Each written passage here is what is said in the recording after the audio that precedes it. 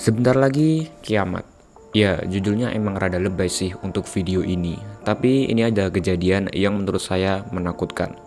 Yakni, untuk pertama kalinya dalam sepanjang sejarah manusia, bumi gagal menyerap CO2. Sadar nggak sih kalau akhir-akhir ini cuaca dan suhu bumi rasanya makin panas? Kayaknya sih ini salah satu akibat dari hal yang saya sampaikan barusan.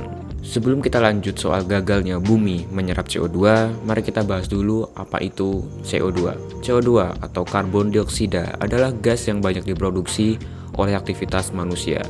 Gas ini tidak berwarna, tapi sebenarnya juga sangat penting dalam siklus hidup kita, bahkan bisa membuat kita tetap hidup di bumi ini. Nanti saya jelaskan soal itu. Anyway, CO2 diproduksi dari berbagai sumber, seperti pembakaran bahan bakar fosil di pabrik, kendaraan, bahkan dari pembukaan lahan atau pembakaran hutan. Kebanyakan CO2 memang dihasilkan dari aktivitas manusia. Contohnya saat kita naik motor, nyetir mobil, knalpotnya bahkan ngeluarin CO2. Bahkan saat kita menggunakan listrik contohnya. Lampu yang saya gunakan untuk ngerekam video ini sumber listrik dari PLN menggunakan batu bara yang pembakarannya menghasilkan CO2 juga. Kegiatan industri besar seperti pabrik-pabrik dan pembakaran hutan untuk lahan baru juga menyumbangkan jumlah CO2 yang sangat besar. Sekarang, apa yang terjadi ketika CO2 dilepaskan ke atmosfer? Disinilah kita perlu memahami yang namanya konsep efek rumah kaca. Bukan efek rumah kaca yang band itu, meski lagunya emang bagus-bagus sih. Shoutout untuk Mas Kolil karena karyanya keren-keren. Keren mas. Anyway, CO2 bersama gas-gas lainnya seperti metana menciptakan semacam selimut yang menahan panas matahari di atmosfer bumi. Jadi panas matahari yang menyorot ke bumi ini nggak keluar dari atmosfer bumi. Panas mataharinya tetap tertahan di dalam atmosfer sehingga selimut ini membantu menjaga bumi tetap hangat. Tanpa efek rumah kaca, bumi akan terlalu dingin untuk ditinggali, bahkan bisa hampir beku. Es teh jadi nggak laku, ice coffee apalagi, bahkan padi jadi susah ditanam. Bukan padi yang band, tapi padi beneran. Namun, saat jumlah CO2 ini berlebih, efek rumah kaca ini menjadi terlalu kuat. Selimutnya makin tebal sehingga panas berlebih terperangkap dan meningkatkan suhu bumi. Ini yang dikenal sebagai pemanasan global. Kalau efek rumah kaca tidak terjadi, bumi terlalu dingin untuk ditinggali. Tapi kalau efek rumah kaca terlalu intens, bumi terlalu panas untuk ditinggali. Es teh jumbo makin laku, es kopi makin banyak yang beli, tapi petani mah susah untuk nanam padi. Karena cuaca nggak menentu dan hujan jarang terjadi. Ternyata yang serba salah itu nggak cuma cowok, efek rumah kaca juga. Selama ini, bumi sebenarnya memiliki mekanisme alami untuk menyerap CO2. Hutan dan lautan adalah penyerap utama CO2 di planet kita. Pohon-pohon melalui proses fotosintesis menyerap CO2, sementara lautan menyimpan sebagian besar gas tersebut di dalam airnya. Jadi kalau kita nggak aneh-aneh, sebenarnya aman-aman aja, ya nggak sih?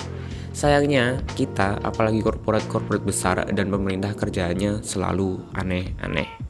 Malah sekarang ada masalah besar. Peneliti menemukan bahwa pada tahun lalu hampir tidak ada peningkatan kemampuan pohon dan tanah kita untuk menyerap CO2. Penyebabnya banyak faktor, mulai dari penebangan hutan yang berlebihan hingga degradasi lahan.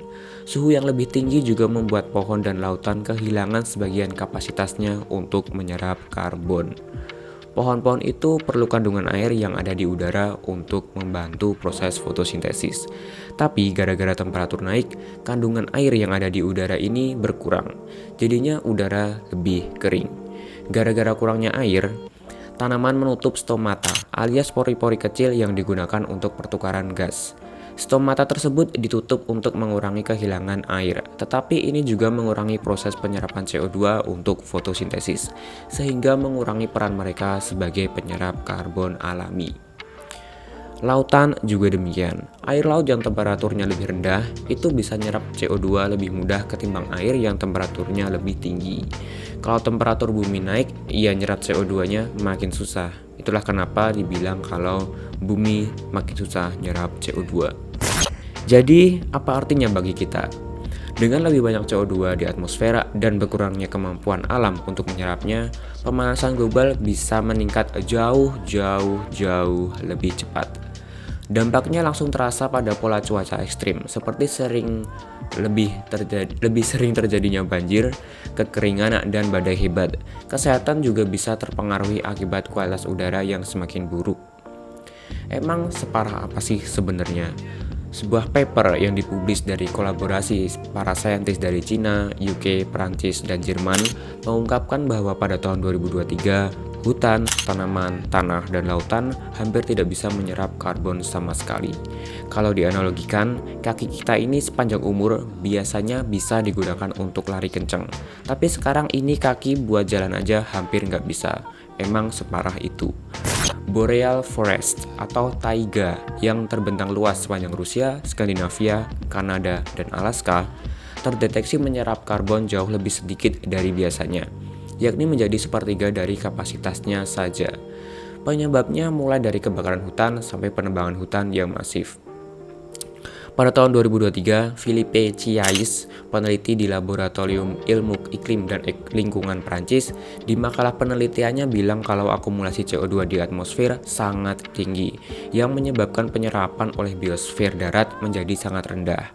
Di belahan bumi utara, di mana lebih dari setengah penyerapan CO2 terjadi, tren penurunan penyerapan karbon terjadi selama 8 tahun terakhir. Jadi selama 8 tahun terakhir, proses penyerapannya itu jauh lebih berkurang dan kapasitasnya juga jauh lebih berkurang.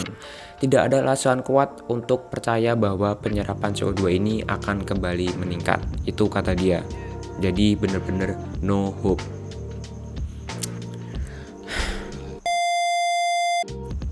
Bumi makin panas, hewan-hewan pada punah, ikan di laut makin berkurang, bahan pangan makin susah untuk ditanam. Petani juga bingung memprediksi siklus hujan gara-gara climate change. Lama-lama bumi makin sulit untuk ditinggali oleh manusia. Karena emang simply not suitable for us to live in this condition. Semua gara-gara ulah manusia sendiri. Lalu, apakah ini artinya kita harus khawatir? Tentu saja, kita perlu waspada. Tapi kita juga masih bisa mengambil tindakan. Setiap tindakan kecil untuk mengurangi jejak karbon sangat berarti, seperti menanam pohon, mengurangi penggunaan energi, dan mendukung energi terbarukan. Tapi, itu kata-kata sok bijak, sok optimis oleh penulis artikel-artikel online. Soalnya, dikutip dari BBC dan The Guardian, tahun 2022, PBB aja bilang kalau efek dari pemanasan global ini hampir nggak bisa dipulihkan. Di tahun 2024, yang saya kutip dari artikel website Universitas Sydney, Australia, para saintis bilang kalau kita ini bukan dalam climate change doang, tapi udah hampir pasti ada di ujung mula climate disaster. Udah bukan perubahan iklim lagi, tapi sekarang namanya berubah menjadi bencana iklim. Kalau kita tanam pohon di belakang rumah, ngurangin pemakaian listrik, dan sebagainya, itu nggak akan ngaruh banyak, serius. Karena biangkalai dirinya adalah pemerintah dan korporat-korporat besar. Jadi solusinya bukan di rakyatnya, tapi di action yang diambil pemerintah dan korporasi dunia. Saya kasih contoh kecil. Di negara Jerman, berpuluh-puluh tahun, Jerman itu memakai pembangkit listrik nuklir yang nggak mengeluarkan CO2 sama sekali. Karena asap di pembangkit nuklir itu sebenarnya uap air, bukan CO2. Belakangan mereka malah menghancurkan pembangkit listrik nuklir dan sekarang malah memakai PLTU batubara yang mengeluarkan CO2. Kocak nggak sih? Gak usah jauh-jauh di Jerman, Indonesia juga sama. Malah selama sedekade terakhir, Indonesia menambah PLTU batubaranya. Bahkan energi listriknya sampai surplus alias kebanyakan, sehingga pemerintah gencar mengeluarkan kampanye agar masyarakatnya memakai motor dan mobil listrik. Ini juga nggak ngaruh-ngaruh amat sebenarnya, karena tetap aja banyak batu bara terbakar dan kita tahu sendiri efeknya apa ke lingkungan. Hutan di Indonesia sampai sekarang juga mengalami penyusutan lahan. Cari di Google sebentar aja udah muncul artikel-artikel tentang hutan Indonesia yang makin parah keadaannya. Ada juga yang cukup radikal berteori bahwa munculnya AI atau Artificial Intelligence alias kecerdasan buatan juga jadi salah satu penyebab kadar CO2 makin tinggi. Karena dibutuhkan energi listrik yang sangat besar untuk memproses komputer AI.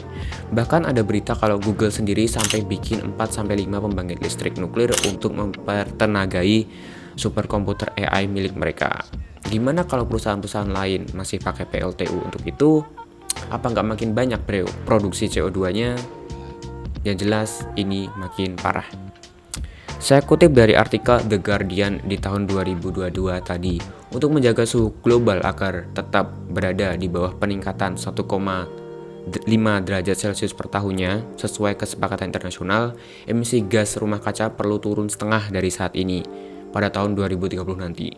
Namun sebaliknya, emisi masih saja terus naik, beriringan dengan lonjakan keuntungan perusahaan minyak yang meraup sekitar 10 juta miliar dolar dalam satu kuartal saja.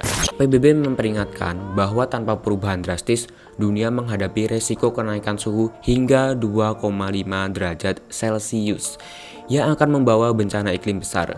Beberapa negara belum memenuhi komitmen pengurangan emisi ini, bahkan setelah pertemuan COP26 di Glasgow. Jadi, benar kan? Solusinya itu bukan dari saya, bukan dari teman-teman yang nonton video ini, tapi dari orang-orang sana yang sebagai pemangku kebijakan maupun penyelenggara bisnis energi. 1,5 derajat Celcius itu udah kerasa sangat parah banget bedanya. Apalagi kalau 2,5 derajat Celcius dalam 5 tahun ke depan. Gak kebayang akan seberapa parah kondisi bumi nantinya. Kita semua hanya bisa berdoa, semoga ada keajaiban sehingga bencana iklim tidak sering terjadi, atau at least orang-orang di pemerintahan pada sadar untuk mengurangi emisi CO2 agar pemanasan global bisa dikurangi efek negatifnya. Akankah beneran akan kiamat? Itu hanya Tuhan yang tahu. Tapi dengan kondisi yang sekarang dan jika makin parah dan tidak ada perubahan sama sekali tentang emisi gas CO2 ini, kemungkinan besar memang bumi akan sulit ditinggali oleh manusia. Bahkan 5-10 tahun ke depan akan jelas semakin parah. The signs are there, prepare for the worst. Saya Galih Mukti, sekian video kali ini. See you on the next one. Bye.